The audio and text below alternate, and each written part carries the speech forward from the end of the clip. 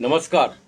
तबसरा आज दोपहर तक में एक बार फिर आपका स्वागत है और मैं हूं आदर्शपाल गुप्ता और मेरे साथ हैं वरिष्ठ पत्रकार सतीश वर्मा जी। सतीश जी, घाटी में कड़ी सुरक्षा के बीच में शुरू हुआ G23 सम्मेलन और पाकिस्तान के पेट में शुरू होगी दर्द। विश्वविद्यालय में वीसी की नियुक्तियों को लेकर विवाद खड़े हो रहे हैं जम्मू में।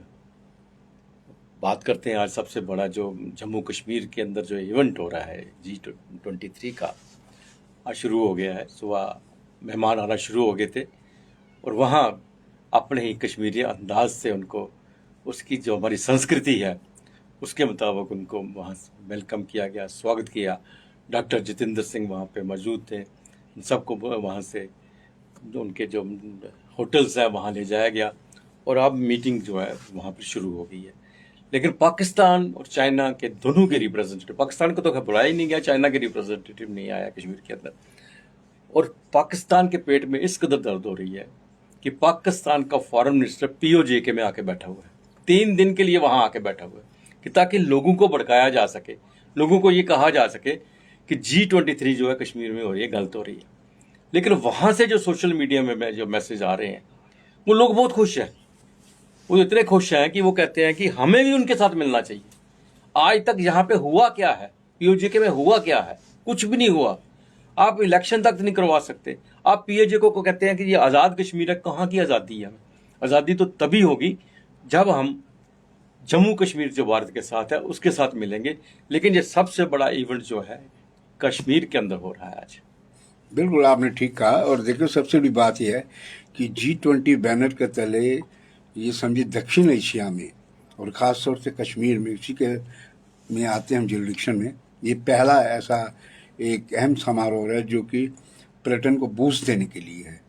और G20 का मतलब 20 मुल्कों का है, जिस सहयोग संगठन है। और ये बात ज़रूर है कि पाकिस्तान का सदस्य नहीं है। चीन और तुर्की, इन दोनों ने इससे दूरी बना के रखी है। चीन चूँकि पूर्वी लद्दाख को एक विवादित क्षेत्र मानता है, जैसे अरुणाचल प्रदेश है, और पाकिस्तान तो शुरू से ही खुराफात करता रहा। जिस दिन से तकसीम हुआ, Day 1 से वो साजिशों में लगा रहा। 48 में किस प्रकार इन्वेडर भेजे उसने, मीरपुर, कोटली, मुजफ्फराबाद, 1000 लोगों को पलायन करना पड़ा। वो दास्तानें दर्द भरी आज भी सबको मालूम है, इतिहास के पन्नों में भी दर्ज है। यहाँ जम्मू में जो लोग जान बचा कर वहाँ से आए या देश के अन्य हिस्सों में गए, दिल्ली में गए, उन सबको मालूम है। लेकिन अगर हम इस पर आए हम, तो ये एक बेहतरीन एक इवेंट है जिसका खुशामदीद पूरे मुल्क के लोग कर रहे हैं। और जम्मू कश्मीर के, ये जुदा बात है कि जम्मू में इस बात को लेकर थोड़ा एक नाराजगी थी। नहीं, बस इस नाराजगी की अलग वजह है। वो नाराजगी इसलिए है कि जम्मू में भी होना चाहिए, जम्मू में भी होना चाहिए। ये नहीं है कि ये क्यों हो रहा है, बिल्कुल, वो तो जम्मू में भी होना चाहिए। और वेलकम भी किया गया है इसमें। दोनों की नाराजगी के कारण अलग अलग हैं। जम्मू में ये है कि कल तक ये शोर मचाते रहे कि जम्मू के साथ भेदभाव हो रहा है। जम्मू में एक ही इवेंट हो सकता था। जम्मू में ऐसी ऐसी जगहें हैं जो कि पूरे देश में नहीं है। जम्मू का ये गौरव है। और पाकिस्तान की जहाँ तक बात है, आप कह रहे हैं विदेश मंत्री POJK में आके बैठा है, उनके पेट में शुरू से दर्द है। चूँकि अब उसके हौसले से ज़्यादा बुलंद है कि देश के अंदर सिविल वार की स्थिति है, उसके बावजूद वो अगर इस तरह की साजिशें बुनने में लगा है, बड़े आतंकी हमले कराने की, विरोध जताने की, तो उसके पीठ पे चीन बैठा है बुनियादी तौर पर। चीन को मालूम है, चीन सीधा हिंदुस्तान से इसलिए पंगा नहीं ले सकता क्योंकि उसको पता है कि एशिया के अंदर भारत जो है बहुत बड़ा बाजार है, मार्केट है, अरबों रुपए का लेन देन होता है। इसलिए चीन भारत से सीधा कन्फ्रंटेशन नहीं चाहता। लेकिन विस्तारवाद की जो उसकी नीति है, जिसके मद्देनज़र वो पूर्वी लद्दाख, अरुणाचल और भी कई इलाकों पर अपना दावा पेश करता है, विवादित कहता है। और ये चीन को मालूम है कि जंग होगी तो हिंदुस्तान की फौज छोड़ने वाली उसको नहीं है। लेकिन ये कुल मिलाकर देखा जाए, पूरा एक बहुत बड़ा पर्व त्योहार के तौर पर कश्मीर में बहुत खूबसूरत बना दिया गया। लाल चौक को देखें आप। और इस कार्यक्रम के रोशनी में ऐसे ऐसे विकास कार्य वहाँ हुए कश्मीर के अंदर, जो अब तक के जो कश्मीर सेंट्रिक नेतृत्व रहा उन्होंने नहीं किए। तो हम समझते हैं कि अगर हम एक इसके पहलू देखें तो कश्मीर में टूरिज्म वैसे भी हमेशा बूस्ट रहता है। पिछले 2 साल से गवर्नर साहब ने खुद का, लेफ्टिनेंट गवर्नर खुद कहा था 1.88 करोड़ आ चुके हैं। इस साल लक्ष्य 2 करोड़ को छूने का है। और फिर सबसे बड़ी बात है कि हमारी स्टेट में सबसे खूबसूरती ये है कि अगर बाबा भोलेनाथ घाटी का रास्ता है तो माँ वैष्णो देवी का जम्मू में रास्ता है। तो कुल मिलाकर देखिए क्या स्थिति है, हमारे लिए इसका खैर मकदम करना चाहिए। जो लोग इसका विरोध कर रहे हैं, चाहे यहाँ कर रहे हैं, उसके भी, पाकिस्तान के भी इरादे कुसियासी हैं, कुसियासी। लेकिन यहाँ की जो पॉलिटिकल पार्टी हैं वो भी अपने सियासी चश्मे से खेल करने में लगी हैं, चाहे वो कश्मीर आधारित हो या जम्मू की पार्टी हैं। कुछ जो लोग विरोध कर रहे हैं, लेकिन किसी हद तक उनका विरोध, जो ये कह रहे हैं कि जम्मू में भी एक इवेंट होना चाहिए था, वो वाजिब बात लगती है। मैंने आपसे जब शुरू में कहा कि इनका विरोध करने में फर्क है। ये G20 के हक में है, G20 को वेलकम कर रहे हैं, लेकिन चाहते हैं जम्मू में भी एक दो इवेंट होना चाहिए। तो हम कुल मिलाकर देखें, कुल मिला के हमारे जम्मू कश्मीर के लिए अच्छी बात है कि G20 कार्यक्रम भले कश्मीर में हो रहा है, हो तो स्टेट के हिस्से में ही हो रहा है।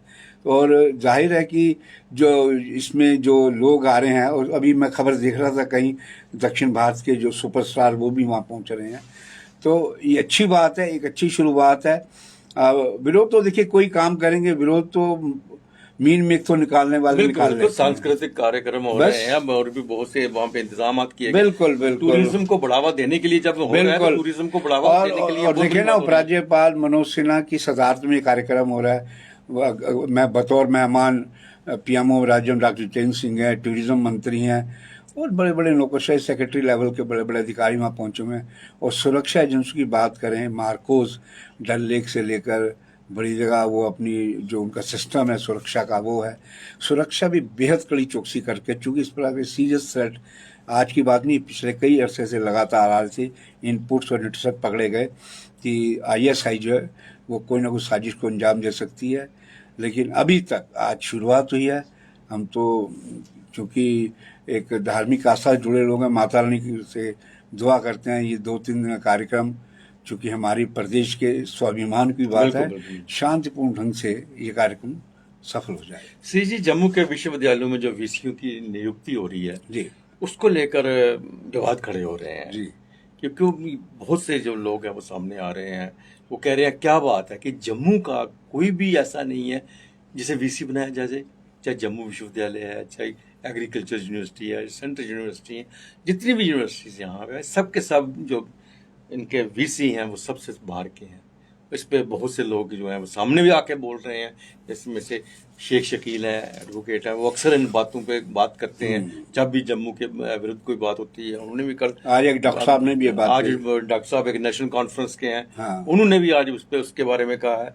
और ये वैसे भी आम लोगों के दिलों में भी ये बात बैठी हुई है। ये क्या बात है कि जम्मू में इतने पढ़े लिखे हैं, इतने सब पर्सनैलिटीज हैं, उसके बावजूद भी राज्य के बाहर से लोग जो है उनको यहाँ पे VC लगाया जा रहा है। बिल्कुल। हम थोड़ा पीछे चलें तो आपको याद होगा PP न्यूज़ लाइन पे ही हमने शायद 2 के 2.5 महीने पहले कार्यक्रम किया था, इसमें बताया था कि श्री माता वैष्णो देवी विश्वविद्यालय के जो इस टाइम VC हैं उस वक्त थे, वो उनका एक्सटेंशन भी नहीं मिला था, उसके बावजूद वो कंटिन्यू कर रहे थे। बल्कि वहाँ के रजिस्ट्रार पर एक छात्रा के यौन उत्पीड़न का भी आरोप लगा था। कमेटी बैठी, कोई कार्रवाई, वो भी दोनों बाहर के थे। जिस प्रकार की नियुक्तियाँ हो रही हैं, देखिए UT प्रशासन जब बनता है, इसके नफ़े और नुकसान दोनों बातें होती हैं। UT प्रशासन में आप ये नहीं कह सकते कि वहीं का आदमी नियुक्त किया जाए। ये UT का मतलब संघ शासित प्रदेश गुलदस्ता है, सभी राज्यों का मिला जुला। तो जिस प्रकार दिल्ली में तमाम नियुक्तियाँ बाहर की होती हैं, तो इस तरह ये इनका सोचना है। लेकिन एक संतुलन बना के रखना चाहिए। हम समझते हैं आप जिस प्रदेश के अंदर ये सब नियुक्तियाँ कर रहे हैं, बेहतर होता कि ये इस तरह की आवाज़ें ना उठें। जरूरी बन जाता है कि अगर 4 नियुक्ति हो रही हैं, 2 लोकल लेवल पे नियुक्ति होनी चाहिए थी। आप कमेटी बैठाइए, स्क्रीनिंग करिए, जो लाइक का काम, ये नहीं कह रहे एक शख्स को रखिए, 20 रखो, जो आपको ठीक लगता है लोकल उसको रखिए आप। इस प्रकार के जो विवाद होते हैं, मैं समझता हूँ ना तो सिस्टम के लिए अच्छे हैं और ना प्रदेश के लिए अच्छे हैं। और ये स्कॉस की बात कर रहे हैं, सेंट्रल यूनिवर्सिटी की बात कर रहे हैं, जम्मू यूनिवर्सिटी की बात कर रहे हैं, और माँ वैष्णो देवी में भी जो नियुक्ति हुई है वही बाहरी राज्य की हुई है। तो आरोप तो ये भी लग रहे हैं कि एक राज्य विशेष के लोग लाके यहाँ बैठाए जा रहे हैं, IAS IPS, ये भी आरोप लगाए जा रहे तो हैं। सबसे बड़ी बात है जो जम्मू के हाँ। में बोलते थे, वो एक रहस्य में चुप्पी बिल्कुल बिल्कुल, मैं कहने वाला था, आपने ये बात कह दी। वो नेता आज कहाँ छुप गए हैं, कौन सी सुरंग में बैठ के अंतर ध्यान हो गए हैं कि योग के जरिए कि अब उनके मुंह से जम्मू जम्मू जम्मू नहीं निकलता। एक पार्टी विशेष में आने के बाद इनको सोचना चाहिए, कल को लोग जवाब पूछेंगे, नस्लें पूछेंगी कि आप सत्ता में थे, आपने क्या किया जम्मू के लोगों के लिए। तो हम समझते हैं कि उन लोगों की जो ये आपराधिक चुप्पी है, क्रिमिनल साइलेंस है। मैं समझता हूं कि अगर लोगों के साथ जम्मू के नेता वही सफल है जो अपने अपने प्रदेश के, अपने जिले के, अपने इलाके के आवाम के साथ उनकी ख्वाहिशात को पूरा रखे, उनके मन प्राण को बना के रखे। हम समझते हैं कि ये जो चीज़ें चल रही हैं और इनकी खामोशी, वो समूची बीजेपी प्रदेश की ये खामोशी कुछ और ही इशारे करती है। ये था तबसरा दोपहर तक का। बाकी खबरों के लिए आप देखते रहें PP न्यूज़ लाइव। नमस्कार। नमस्कार।